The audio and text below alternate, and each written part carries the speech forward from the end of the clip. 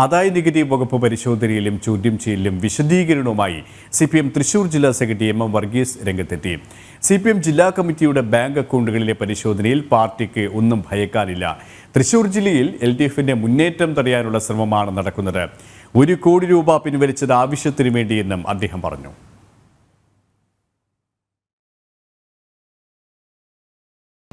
CPMനെ സംബന്ധിച്ച് ഒന്നും മറച്ചു വയ്ക്കാനില്ല, ഒന്നുമില്ല. അതതിൻ്റെ കൃത്യമായിട്ടുള്ള നിയമാനുസൃതം പ്രവർത്തിക്കുന്ന പാർട്ടി, അതിൻ്റെ അക്കൗണ്ട് സിസ്റ്റം കാര്യങ്ങളൊക്കെ വളരെ കൃത്യമാണ്. ഇതിപ്പോൾ എന്താണെന്ന് വെച്ചാൽ LDFൻ്റെ ഒരു മുൻകൈ എല്ലാവർക്കും ബോധ്യപ്പെട്ടിട്ടുണ്ട് സംസ്ഥാനത്താകെ. തൃശ്ശൂർ ജില്ലയെ സംബന്ധിച്ച് പറഞ്ഞ 3 മണ്ഡലങ്ങളിലും, തൃശ്ശൂർ, ചാലക്കുടി, ആലത്തൂർ, ഈ 3 മണ്ഡലങ്ങളിലും നല്ല മുന്നേറ്റമാണ് LDFന്. LDFൻ്റെ മേൽക്കൈ എതിരാളികൾ വരെ അംഗീകരിക്കുന്ന വിധത്തിൽ നല്ല നിലയിൽ മുന്നോട്ട് വരും. അപ്പോൾ അതിന് തടയിടാൻ പറ്റുന്നൊരു പരിശ്രമമാണ്.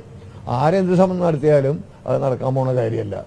LDF നല്ല വിജയം കേരളത്തിൽ LDFന് ഉണ്ടാവും. തൃശ്ശൂർ ജില്ലയിലെ ഏറ്റവും നല്ല രീതിയിൽ LDFൻ്റെ 3 സ്ഥാനാർത്ഥികൾ വിജയിക്കും.